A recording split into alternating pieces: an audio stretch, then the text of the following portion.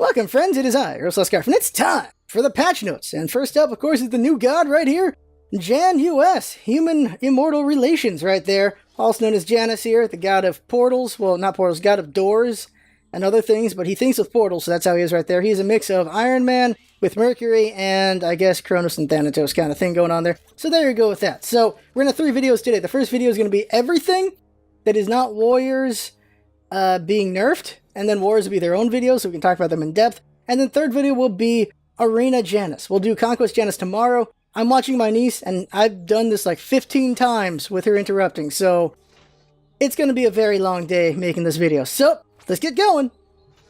Alright, here we are. We're looking at Janus right there. Bam! Oh, whoop. There you go. The God of Doors. I hope there's a Doors reference somewhere. But there we go. He's got 2 different heads here, but there is no form change to this guy. He's not like the Norse gods who have stances. He's just this dude with 2 different heads. So that's Janus right there. Then we got Team Solomid Apollo here. And this is kind of douchey, but it is Apollo after all. He just shoots the symbols of all the people they beat. And people feel like this should be only temporary. They shouldn't have a... I feel like it should be a permanent skin. They earned the right to have a permanent skin because they won the tournament. I feel like every year they have a big tournament, whoever wins it should have a skin, but they're not going to do that, and that's too bad there. But here we go. Here's also the ward skins. This eye one looks pretty cool here. Kind of Apollo, Lightning Bolt, and of course, finally, coming up in a moment, it shall be shown, it is Denton. There it is right there. Take a closer look at the ward skins first. So here's the ward skins. You got your regular one. Looks pretty good, don't it? Then you got All Seeing Eyes, which looks pretty cool. Then you have Aparo, Bobblehead Apollo, Denton Balloon, and finally Lightning Bolt. Now, I like the look of them. I'm not sold on the price. 300 gems. $8 is 400 gems. That's how much they want to ask for these ward skins. Personally, too much. And in case I'm wrong in what I just said, let's look over here. No, wrong. Do that again. Look over here, and it is, yep, 400 gems is $8. So, oh, that's about $6 right there. $6 for these ward skins, and that's a bit much for me there. But if you want to buy them, go right ahead. I'm not going to do it, but go right ahead if you want to. They're cool, and if you want to support, go ahead. Let's see here. So let's take a look at Janus. Janus, there he is, Janus. And just looks pretty cool here. Like I said, Mercury and Iron Man combined right here. Looks pretty nice. Other color skin right here. We'll look at his voice pack soon enough. But there you go. Pretty good looking metallic and purple color going on there. I think I prefer his minion look though. So here's voice pack now. Gank middle lane. Listen to that. Attack the fire giant. C-3PO. C-freaking 3PO up in this one. Thanks. Enemies have returned middle. Enemies at the Gold Fury. I have returned. It's pretty awesome. Sadly, no. Sadly, no. Enemies incoming middle. Retreat. Just whoever did that voice, amazing job to you. Now let's go ahead and look at the Team Solomid Apollo. So where's Apollo? There's Aparo. Team Solomid Apollo. And does he have voice back? Follow me.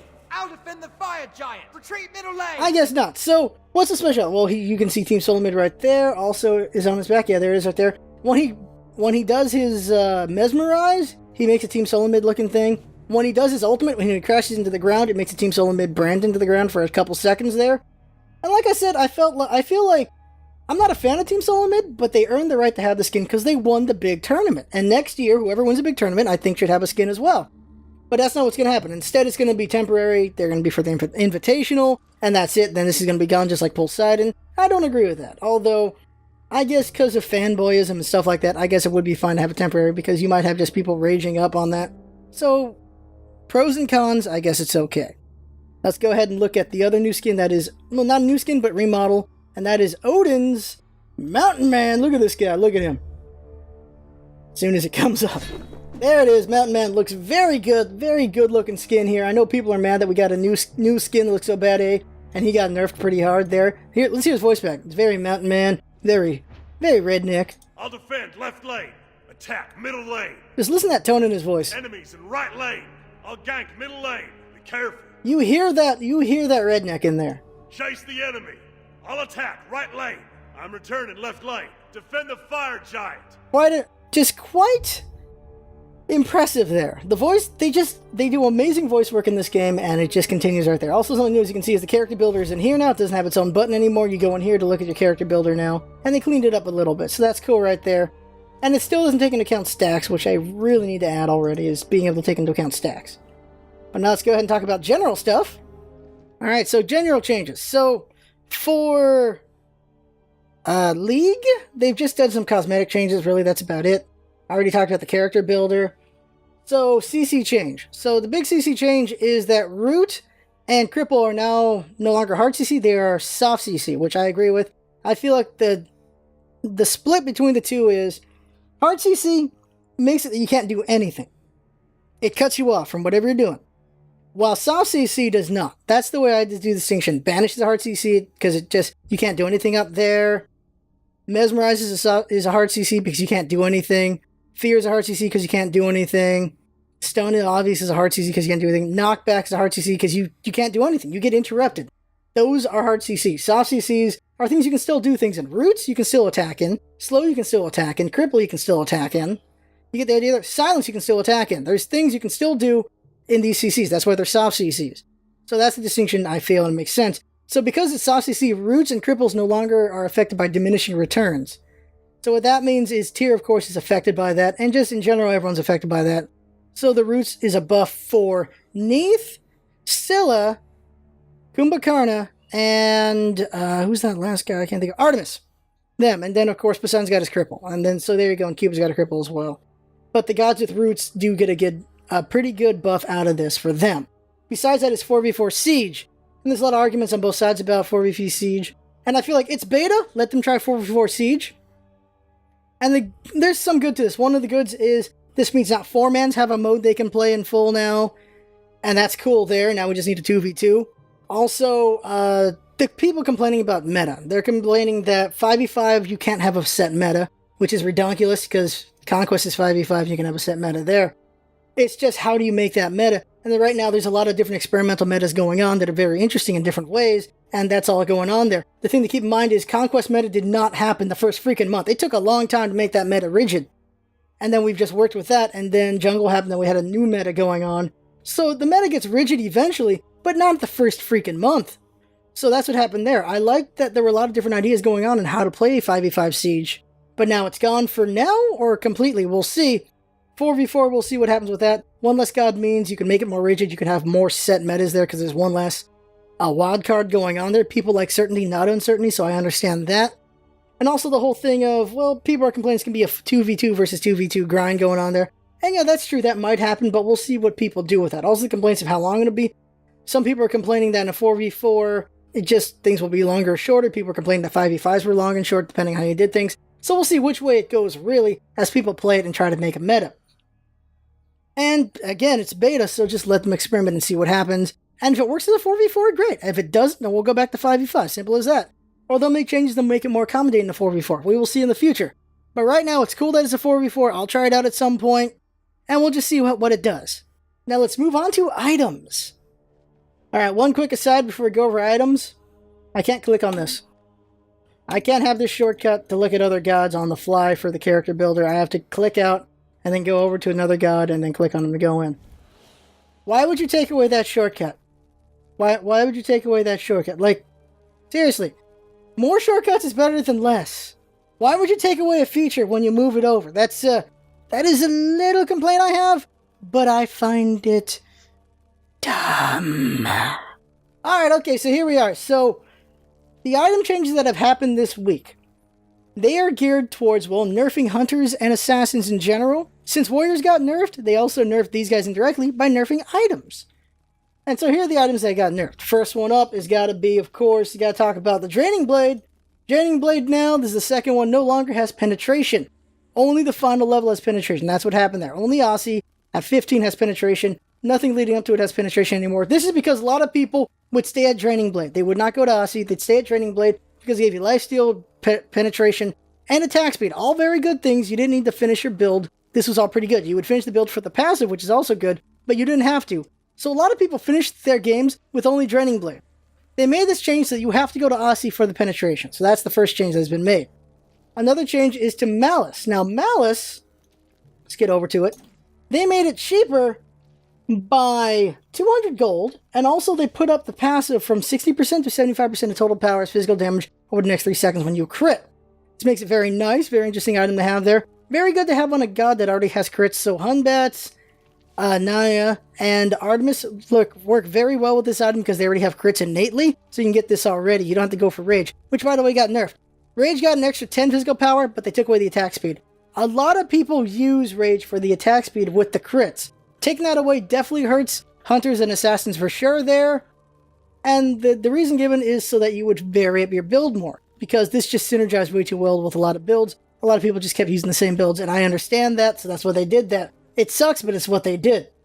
Another change to the lifesteal items, such as Bloodforge. They made it 100 cheaper, but also they made Devourer's Gloves, well, Devourer Gauntlet across the board 100 cheaper as well. So Devourer's Gauntlet's more interesting to me. Bloodforge, I don't really like on a lot of gods. Certain gods it could work on. I don't really like it on many, though. Devourer's Gloves, I like it on a lot of gods. This is a very nice item here. And people are saying, because it's cheaper and you get to it sooner, they might use this instead of Heartseeker on their ADC. So it's an interesting idea there. I'd like to see people experiment with this. I might experiment with it myself.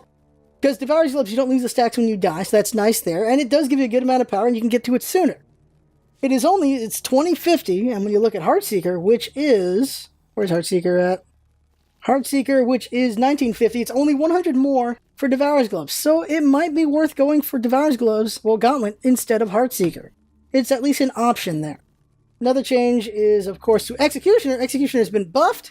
They gave it 5% more attack speed. They've also given it 1% more physical penetration. Well, reduction to protection, and also 1 more point as well. So Executioner is way more effective now. So I actually am curious to try using all 3 of these items. It might actually work out. Give these guys maybe Malice and Deathbringer or something else. And it might all work out together kind of well. We'll see.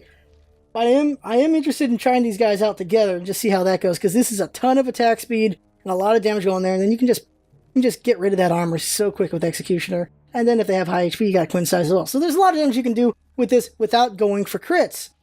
So it is very interesting to see what will happen with that. And of course, there's one defensive change, and that is to Magi's Blessing. Magi's Blessing now, it cleanses roots, and also it will cleanse Hercules' Pull. Apparently it didn't before, now it does. And I can't believe I never noticed that. So that is all the changes to items. Now we're going to talk about gods that are not warriors. Alright, it's time to talk about the buffs and nerfs to gods. And let's go ahead and talk about Agni first. So now Agni, what happened to him? Noxious Fumes now, the casting time is 0.1 seconds shorter, and the fumes come out instantaneously. So it'll be easier to do the combo for Agni. The other change is Path of Flames is no longer CC immune, it's only knockback immune when dashing. It used to be everything. You could dash through Ares' ultimate with this. You could dash through just so many things with Path of Flames. Now you can only dash through knockbacks.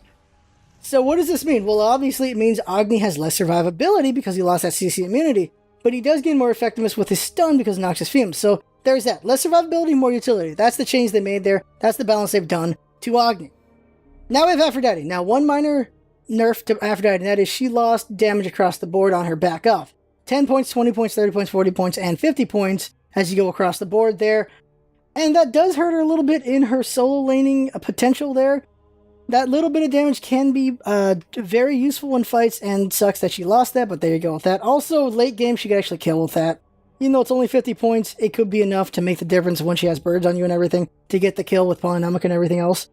So that does change her a little bit, does weaken her a little bit. And this is more for her laning phase than her team fighting phase, really, because just the damage there is just really nice. So that's why they nerfed that, and there you go. Now, Bastet got nerfed on her pounce, and obviously I'm going to be on the fence about this. Bastet has literally had the CC immunity on her pounce for over a year. About a year and 1 to 2 months. It was in March, I believe, that she got the pounce. So that's how long she's had the CC immunity on her pounce.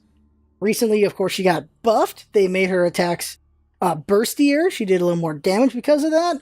And then, of course, they nerfed her passive a little bit, and they put more mana on her Razor Whip. And I think Decloud maybe had a chance to as well, and then Pounce had 1 second CC immunity. And now it's completely gone. That's what they've done. So she's back to where she was before, kind of, except now she hits a little bit harder. And it's interesting to see that that's what happened to her, is that she had CC immunity, and then she was just a good hit and runner, and she was an underrated god that a lot of people liked, like I did. I liked her a lot before the big change to her. And, well, not big change, but the remodel with the little bit of tweaks going up on her that made her OP in a lot of people's eyes. And now they've made it that she just does more damage, but she has less survivability. I preferred more survivability on Bastet. She is a cat. She jumps around. She should be very lethal.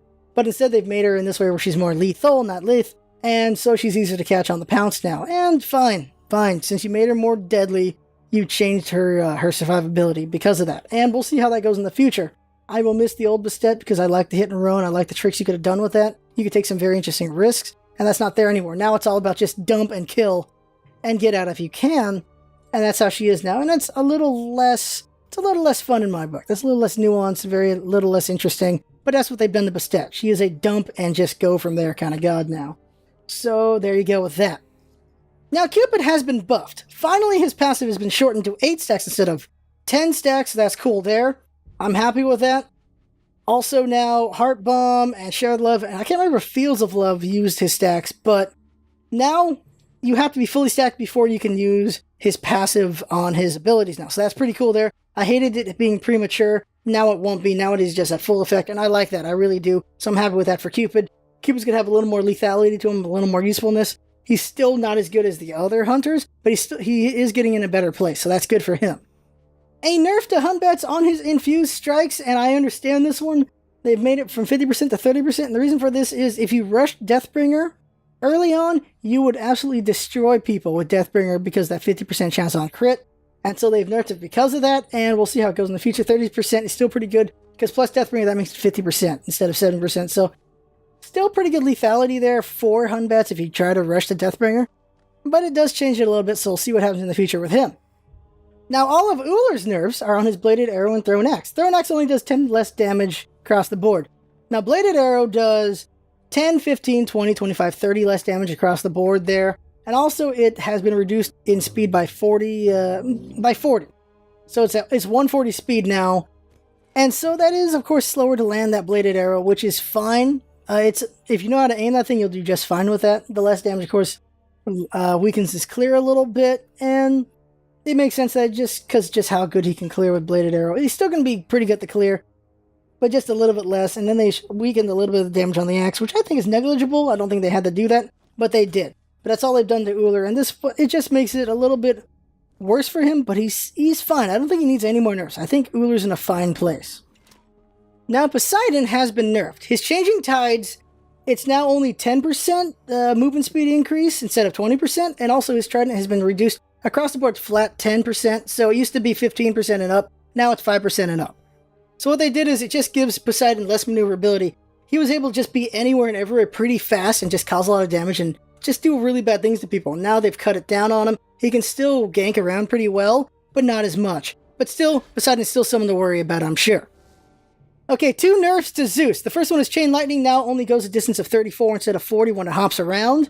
And you will notice that a little bit. You will feel it, because that can be crucial in close quarters kind of things going on there. The other one is Detonate Charge. When you hit 3, now it is not a stun, it is a slow of 30% for 1.5 seconds. And that is pretty big. Zeus does a lot of damage, you get stunned, and then he finishes you off. Now you're going to get slowed, which gives you the potential to get away. You can jump away, just dodge him and get the hell out of there. Just the potential to get out of there. Also, Zeus could stun people and run away if he was low. Now they're just slow and they can catch up and kill him. So what this does is Zeus is going to kill less and Zeus is going to die more. That's really all it does. Is it too much of a nerf on Zeus we will see in the future? I don't really know. That stun was huge on Zeus, so I don't really know. So we'll see in the future with that. And finally, Zhang Kuei got a buff, and that is that he's no longer able to be slowed or knocked back or knocked up during his recalled demons. Since people use beads on this anyway to ignore stuns and such, it's pretty good for him already. So this little buff is fine for Zhang Kuei, nothing really huge there. So there you go with that. So that's everything there. Now let's go ahead and take a look at Janus. Alright, here we go. So here's Janus in the lobby. Janus. Apparently Spanish. Janus. There we go. Here we go. Yeah. La Jolla. Yeah. J is Hawaii. Double checking my own goddamn heritage. Alright, here we go. Though I love violence, there are some immortals who could use the door slammed in their face. Ooh, damn C-3PO. Okay, here we go. Let's go ahead and get level 5. Okay, so let's go over his abilities. So his passive is he gets wiser when he goes through a portal. So let's look at his first ability. Well, portal or threshold. Now, his first ability is portal. Now, you can put it on the ground or into a wall. You put in a wall. Put in a wall, you can go through it. Now, you or an ally can go through that, but it can only be used once. Now, When you use it on the floor, though, it lasts up to 5 seconds. Let's see, it lands up to 5 seconds. I would assume also on the ground besides floor wall, and it'll be there until somebody uses it, or 5 seconds. So it's there, and then I didn't use it, so it just disappears. So there you go with that. And so the way it works is you can walk through it, and you can use it defensively because it counts as a banish, so you can't be hurt while you're in it. Also, your enemies can't be hurt while they're in it, but when they land, they take damage. You can see here, 80 up to 280, plus, of course, contribution. So there you go. There's the damage there. So it's a banish duration of 1.5 seconds.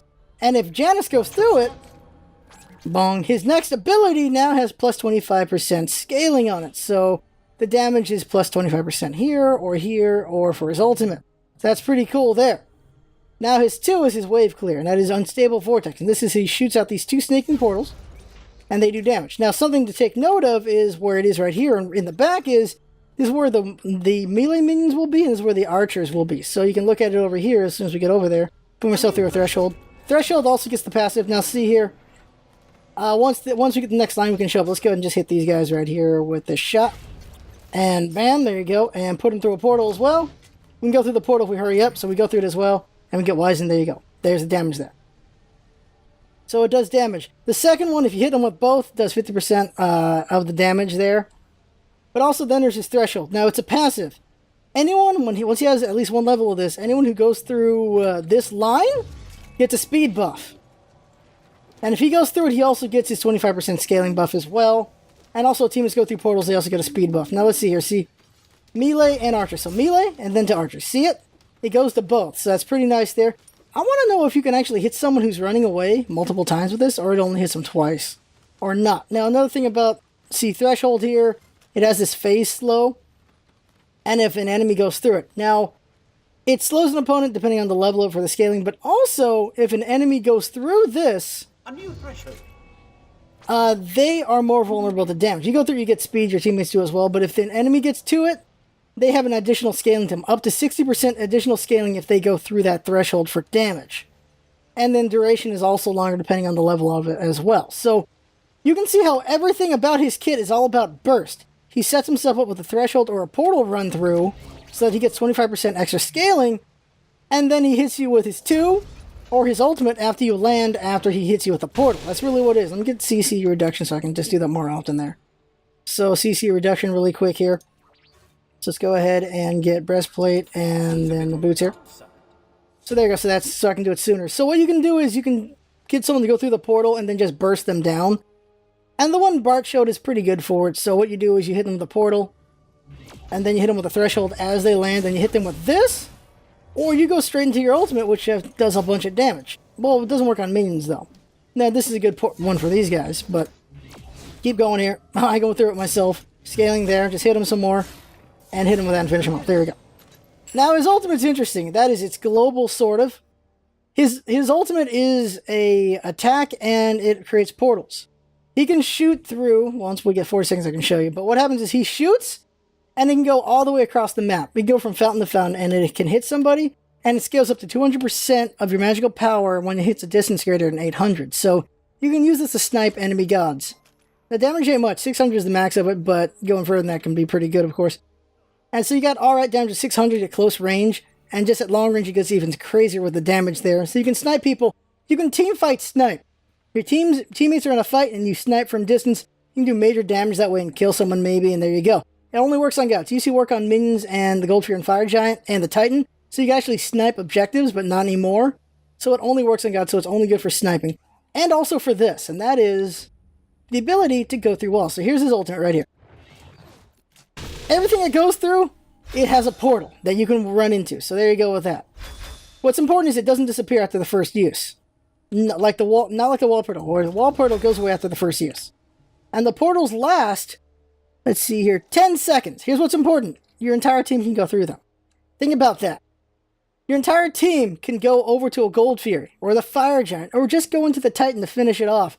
Or to run away. You can split push as a team. You can have 3 people doing a tower, and then they're being attacked, and you from the mid lane can shoot over to right or left lane, and your teammates can go through the portals back to where you are as an escape. Janus is looks like a very high ceiling to use him well as a team. And he'll be a perfect 5-man teammate, I think. That'll be really good, I think, right there, is you can use him with a bunch of teammates and with Mumble or whatever talk service, and you'll just do very well together. That's what I see there. And on his own, he's just incredibly burst. You just hit him with everything you got, and you'll do a lot of damage. The only thing that worries me a little bit is the startup time on that ultimate. It takes a while for him to do it, so you have to just put someone in the portal and then do your ultimate right as it does it so that you can get them as they land and then do everything else to them. That's really what it looks like there. And so that's what I see. Janus looks like a very strong burst god, good for sniping, and good for teammate work for sure. And that's all sounds very interesting and fun there. People say he can jungle. I don't know. He drops people with his portal. He also has his unstable vortex, which hits twice. It does help out, though. But I don't know. That portal could make things take a little bit too long for clearing, but we'll see how it goes in the future. I might test it out, but I see him definitely as a mid god. Mid is where I see him best. Jungle, if I can pull it off, maybe it works out. Support might be a fun idea as well, though he doesn't have a lot of CC like other ones could do. And ADC, of course, is not going to work out. And solo, he doesn't have to sustain for, but it might work out pretty well for him as well. But I think mid is his best place for him. And jungle, I have to figure it out myself and see how it works. But he's got a lot of potential, so I can't wait to see that. And let's go ahead and just go hit Ra really quick and finish out the episode. Get over to him. See if we can pull this off. So, yeah, I think portal, threshold, ult, and then your 2. So here we go. Let's have Ra do his ult first really fast. So Ra does his ult. There it is. Now I go, well, once I'm not blinded, portal, threshold, ultimate, as he lands, and then the 2. You see that takes a while there. He just stands there for it now? Oh, I didn't know that. So that took a while there. So that could take some work to make happen, but we'll see about that. And there we go. That is everything. So that is the video there. Up next is going to be the Warriors and what the nerfs did to them. Also, Hercules got buffed and not too much happened to him. But we'll take a look at that in the next video. And after that, we'll be in Arena Janus, which will be later on tonight. Just got a lot of work to do on that. But for now, that is the patch notes. I had fun making. Hope you had fun watching. And that's what it's all about, isn't it? Having fun. Thanks for coming by. And see you at the Warrior video and at the Janus video.